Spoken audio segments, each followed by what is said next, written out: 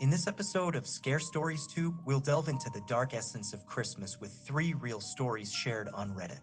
Are you ready to discover the dark side of the holidays? Let's dive into these chilling Christmas tales. Santa Drifter. We always had Christmas at my grandpa's house when I was little. All my cousins would come from Chicago, Chagrin Falls, Oakwood, and Kettering. We had a big family. Grandpa decorated the living room with a giant Christmas tree with all the lights. It had presents for us all with our names under the tree. A big armchair was placed in front of the fireplace facing the living room. It had a side table next to it with a plate of cookies and a glass of milk. We all knew it was set out for Santa's arrival. We never knew when he would arrive. We listened for hooves on the roof and the sounds of reindeer's bells.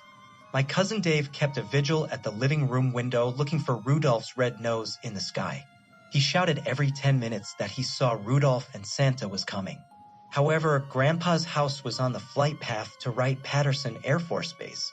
All he kept reporting was the red wing light of the landing aircraft. The rest of us ran around the house, sneaking cookies Grandma had put out in the kitchen, and just being rambunctious. But then there it was, the unmistakable hooves on the roof and the clatter of a sleigh landing on the rooftop. The ringing of sleigh bells was clear. Then the booming voice of Santa, Stop Dasher, Stop Dancer, Stop Prancer, Vixen, Comet, Cupid, Donner Blitzen. I knew it was my Uncle Bill, but the younger cousins didn't. Santa appeared at the front door, and we all ran to greet him, screaming, Santa's here. I knew it was Grandpa. Again, the little kids didn't. They grabbed his hand, led him to the armchair before the fire, and helped him sit, all saying, Here's milk, Santa. He drank it all and ate 2 cookies. He started with the youngest child lifting him up on his knee. Aunt Helen passes him the correct gift from under the tree with the child's name. I kept looking at Santa. It didn't look like Grandpa at all. Grandpa had a beautiful smile, but this Santa had terrible teeth under his beard.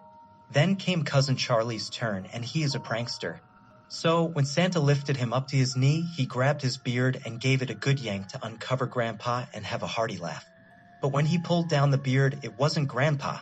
It was the beaten face of a vagrant. His eyes were swollen and bloodshot. His cheeks were purple and dirty with grime. Blue veins spiderwebbed his cheeks and bulbous nose of an alcoholic. Everyone screamed, and Santa bolted upright, dumping Charlie on the floor, and disappeared, leaving the front door open. Grandpa was found stripped of his Santa suit and unconscious in the garage where he had been attacked. He was fine. The other Santa was never found. I have a fear of Santa ever since. Our second story is called Mall Santa Horror.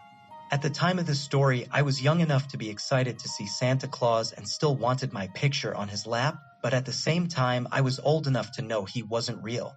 My whole family was at Grandma's in Chapel Hill on the Friday after Thanksgiving. Our tradition was to go to the mall for all the sales to seek out deals on clothes and gifts. Black Friday is the beginning of the holiday shopping frenzy. As soon as we entered the main gallery of the mall, I saw Santa sitting in his chair with Christmas trees on both sides and boxes of wrapped presents with big red bows. There were white reindeer with colored lights and a sparkling snowman. Santa sat with rosy cheeks and a big smile, chuckling with children on his knee.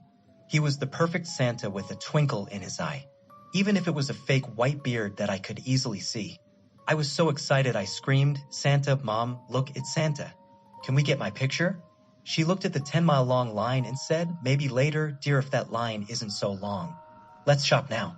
We shopped all morning, had lunch at California Pizza Kitchen, a favorite place, and continued trying on clothes in the afternoon. I was so tired we rested at the Cookie Company Crumble where I had a snickerdoodle cupcake. So delicious. As we re-entered the mall, I saw Santa again.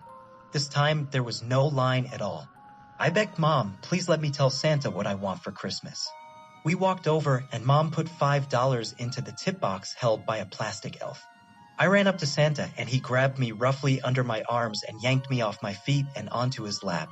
He was squeezing me very uncomfortably and saying, cute little girl, touch Santa, let's smile. I looked up into his eyes. It wasn't the kindly red-cheeked Santa I had seen in the morning. This Santa had bloodshot eyes and stained, dirty brown cheeks under the fake Santa beard. His teeth were rotted and his breath stunk like an outhouse. I tried to wiggle free, but he was holding me so tightly against his body. I looked at my mom, who was ready to take my picture with her iPhone.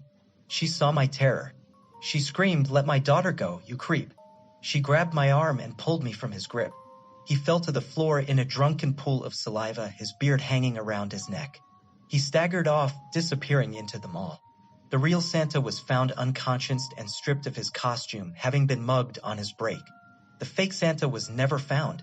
This is my chilling nightmare and the reason I'm afraid of Santa. The third story is a spy cam in my Christmas tree caught more than just Santa. Last year, on Boxing Day, I found a really cool ornament in a clearance box. It had a built-in camera to record a unique perspective on your holiday celebrations. I grabbed the last one from the store's dusty shelf and brought it home for less than $10. I forgot about it until my wife, my 2 daughters, and I decorated the house earlier this month. I told my daughters about the camera and said we'd secretly catch Santa in the act. I had an old costume in the attic and intended to deliver some gifts in full view of the camera on Christmas night. My girls were overjoyed and went back and forth trying to find the best place to put the ornament on the tree. They had no idea Daddy repositioned it later so it could actually catch the living room and a good angle. In the nights leading up to Christmas, I turned the camera on to make sure everything was working properly. In the morning, I previewed the footage just long enough to confirm the thing was working. Satisfied, I inserted the micro SD card back into the ornament and slipped in a new battery in anticipation for the big night. Daddy didn't want to disappoint his girls with a failed recording. We enjoyed Christmas Eve as a family, playing board games and eating way more junk food than there was room in our stomachs. Like we do every year, we let our daughters open one gift from Mommy and Daddy before going to bed. The girls, still riding their sugar high, could be heard giggling in their bedrooms from all the way up the stairs. From time to time, my wife and I could hear one of them shush the other, claiming she'd heard hoofs on the roof or bells jingling. Eventually, our kiddos dozed off. My wife kissed me on the cheek and headed to bed while I turned off all the lights. I retrieved the costume and tiptoed to the living room, getting ready for my big feature film debut. I did everything you would expect Santa to do. I ate most of the cookies, I drank the milk, I pet my large stomach and said my HOHOHOs, and I dropped a few presents by the fireplace, all in full view of the camera. A pretty good acting job, if I do say so myself. On Christmas morning, the girls came running into our bedroom to wake us up. They excitedly insisted we watch the video before opening the presents. I transferred the footage to my laptop, forwarded to where Santa showed up, and pressed play. My girls squealed with delight and jumped in front of the screen, frantically waving at Santa while obscuring the video from my view. It brought me so much joy to see how happy the girls were. I was too lazy to stop the video, so it continued to play in the background while we unwrapped out gifts. I spotted a box I had not seen the night before. It was a small and wrapped in a blue foil paper I did not recognize. My name was on it, but my wife seemed as surprised as I was to see it there. Noticing my confusion, my youngest daughter spoke. "Daddy, that's gotta be from Mr. Elf," she said, her voice cheerful and bright. I was ready to dismiss her elf comment as just another weird thing kids say, but my wife wasn't so quick to ignore it. "Honey, what elf?" she asked. My daughter pointed to the laptop. By then, the video had ended and all that was left on the screen was a preview of the first frame. "The one that came with Santa," she answered. Panic struck me like a bird in a jet propeller. I know my wife didn't dress up as an elf. I scanned the video, clicking forward and back until I saw what my daughter had seen. There was someone in the living room. He walked into the corner after I had turned the lights off. He stood there watching me parading around as Santa. The video went completely quiet after that. It was as though the camera failed to record a single sound.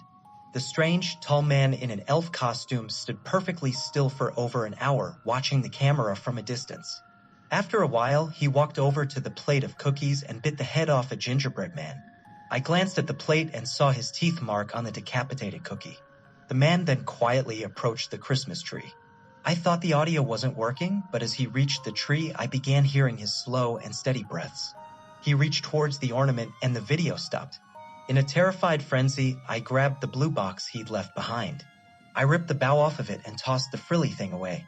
I frantically removed the wrapping paper, opened the box, and looked inside. There, on a bed of bubble wrap, was the battery I'd put in the camera the night before. My wife took the ornament and opened the back. The battery was missing.